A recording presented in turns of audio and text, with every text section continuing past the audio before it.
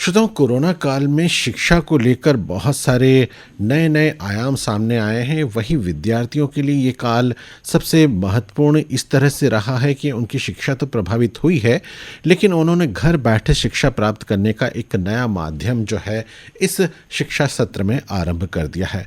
और निश्चित रूप से इसके लिए हमारे जो शिक्षक वर्ग के जो हमारे शिक्षक हैं वो बधाई के पात्र हैं और साधुवाद के पात्र हैं। हमारे आज इस प्रोग्राम के साथ जुड़ रही हैं शीतल टांक, जो ब्लॉक एकेडमिक कोऑर्डिनेटर हैं इंदौर की।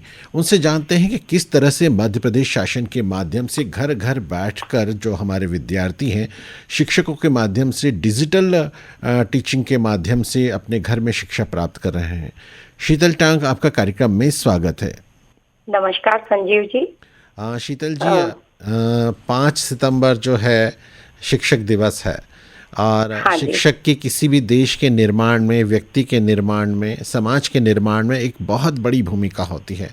और अगर हम जी हाँ। अपने बचपन को याद करें और आज तक के दौर को याद करें तो हम बार बार अपने इस व्यक्तित्व पर अपने शिक्षक की छाप हमेशा महसूस करते हैं। शिक्षक दिवस आने वाला है। इस कोरोना काल में जो विद्यार्थियों का पढ़ाई को लेकर नुकसान हुआ है और जो नई टेक्नोलॉजी के माध्यम से पढ़ाई सामने आई है, उसके बारे में आप क्या सोचती हैं? और चूँकि आप एकेडमिक ब्लॉक कोऑर्डिनेटर हैं, तो जी किस तरह से आप जो है मध्य प्रदेश शासन के माध्यम से बच्चों को शिक्षा प्रदान कर रही हैं? जी हाँ संजीव जी, मैं बताना चाहूंगी कि ये जो हमारा स्कूल शिक्षा विभाग का कार्यक्रम है, हमारा घर हमारा विद्यालय, अच्छा। ये इसका क्रियान्वयन अभी चल रहा है। और इसमें इसके अंतर्गत हम कक्षा 1 से कक्षा 8 तक के बच्चों की शैक्षणिक गुणवत्ता पर कार्य कर रहे हैं। हमारा ब्लॉक अर्बन 2 इंदौर, उसमें मैं ब्लॉक कोऑर्डिनेटर एकेडमिक कोऑर्डिनेटर के पद पर पदस्थ हूँ।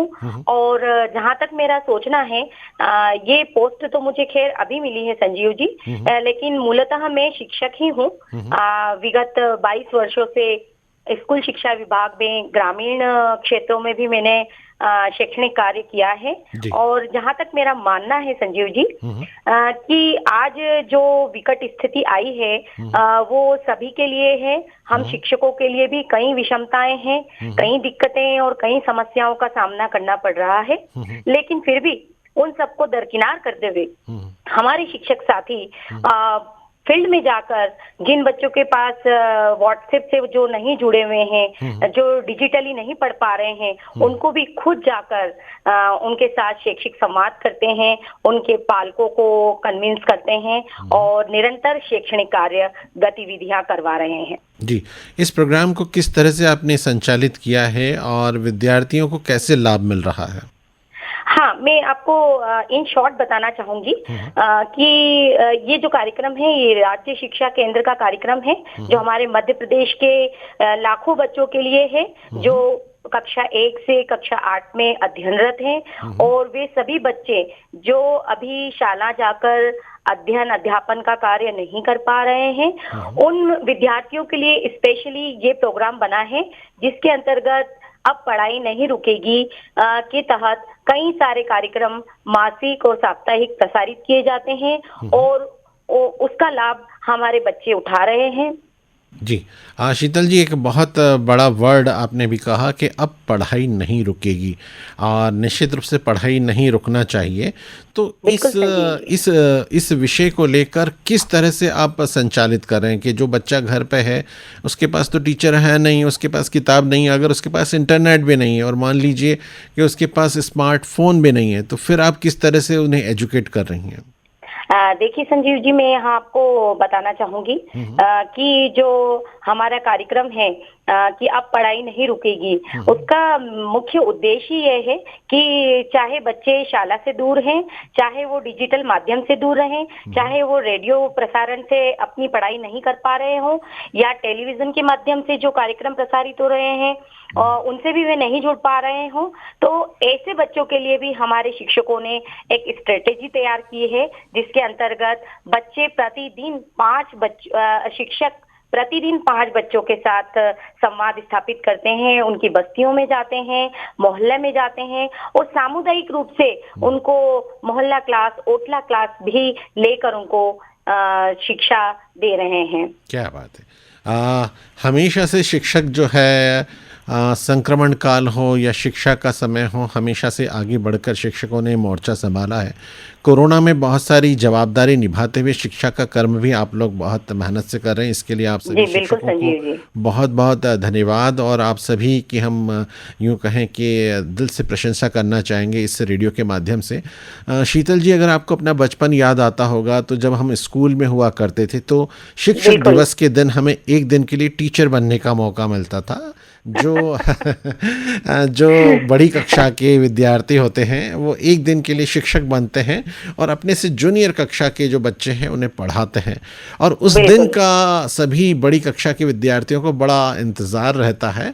हर व्यक्ति अपने अपने आइडियल टीचर के हिसाब से अपना मेकअप करके आते हैं, साड़ी पहन के आते हैं या ड्रेसअप करके आते हैं, और फिर बच्चों की क्लास लेते हैं। प्रिंसिपल भी बनता है उसमें व्यक्ति, और जिस बच्चे का चयन जिस रुचि में होता है वो उस विधा का, उस सब्जेक्ट का टीचर बनता है और वो उस स्कूल में अपनी पढ़ाई करता है। तो ये एक बहुत अच्छा संस्मरण है जो बचपन से हम लोगों ने देखते आए हैं। कैसे याद करती हैं आप अपने टीचर्स को? देखिए, जो हमारा जमाना था संजीव जी, उस समय भी हम टीचर्स को बड़ा रिस्पेक्ट के साथ, इवन हम उनसे आंखों में आंखें मिलाकर भी नहीं देख पाते थे। लेकिन आज थोड़ा परिवेश बदल गया है। आज का हमारा जो बच्चा है वो बहुत स्मार्ट है, बिल्कुल सारे जवाब आपको तुरंत मिलते हैं। मुझे एक मजेदार वाकया याद आ रहा है संजीव जी, वो मैं आपके साथ शेयर करना चाहूंगी। जरूर। कि एज ए शिक्षक ही मैं वो शेयर करना चाहूंगी, एज ए स्टूडेंट नहीं।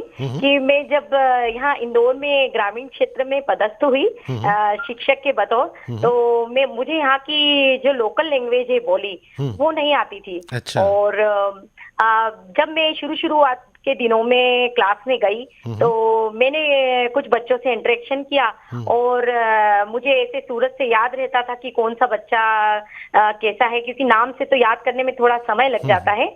तो मैं जब शुरुआती दिनों में ही काम कर रही थी तो मैंने बच्चों से पूछा, वो इस बेंच पे जो बच्चे बैठते थे 2 बच्चे, तो बच्चों ने बताया हाँ मैडम वो रमेश और मुकेश। तो मैंने कहा हाँ ओके, तो वो दोनों कहाँ गए? तो बच्चों ने बोला कि मैडम वी तो नहीं गया। तो मैंने कहा हाँ बहुत अच्छी बात है, नहाना तो बहुत अच्छी बात है, आप सबको भी नहाना चाहिए। तो कुछ एक बच्चा मासूमियत से बोलता है मैडम हम भी नहीं जावा कहीं। तो मैंने कहा हाँ। इतनी देर में मेरा फोन कॉल आ गया और मैं फोन पे व्यस्त हो गई। मैं क्लासरूम से बाहर फोन पर बात करने लगी, इतनी देर में सारी क्लास खाली हो गई।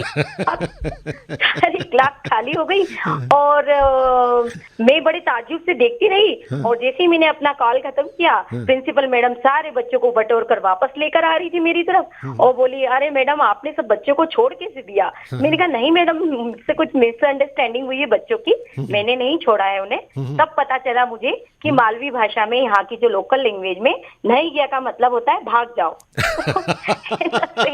मैंने कहा नहाना तो अच्छी बात है, आप सभी को नहाना चाहिए। ये शिक्षक और विद्यार्थियों के बीच में हमेशा रहता है कि जो बच्चे हैं वो भागने की कोशिश करते हैं और शिक्षक है कि उन्हें पकड़ कर वापस शिक्षा की ओर लेकर आता है। बच्चे तो बच्चे ही होते हैं, उनका खेल की तरफ ज़्यादा रुझान होता है, और जो शिक्षक हैं खेल के साथ साथ पढ़ाना भी चाहते हैं। बड़ा अच्छा संबंध होता है शिक्षक और विद्यार्थियों का, और ज़िंदगी भर हम अपने शिक्षक को हमेशा अपने मन मंदिर में बसाए रहते हैं और उन्हें हमेशा याद रखते हैं। बिल्कुल संजीव जी। बहुत अच्छा लगा शीतल जी आपसे बातचीत करके। कोई अपनी पसंद का गीत जो इस वक्त आप हमारे रेडियो सेट से सुनना चाहें तो हम आपको जरूर सुनाएंगे। हाँ, मैं एक गाना सुनना चाहूंगी, खैरियत पूछो ना हैसियत पूछो, शायद छिछोरे फिल्म का है। छिछोरे फिल्म का यही गाना पसंद करती हूँ मैं अभी सुनना। Sheetal Taank, block academic coordinator Indore, आप हमसे जुड़ी, बहुत सारी बातचीत की, आपका बहुत बहुत धन्यवाद। सुनिए अपनी पसंद का ये गीत। खैरियत पूछो कभी तो कैफियत पूछो, तुम्हारे बिन दीवाने का क्या हाल है।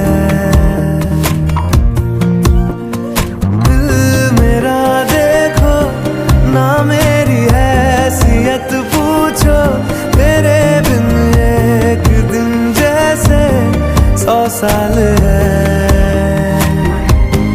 अंजाम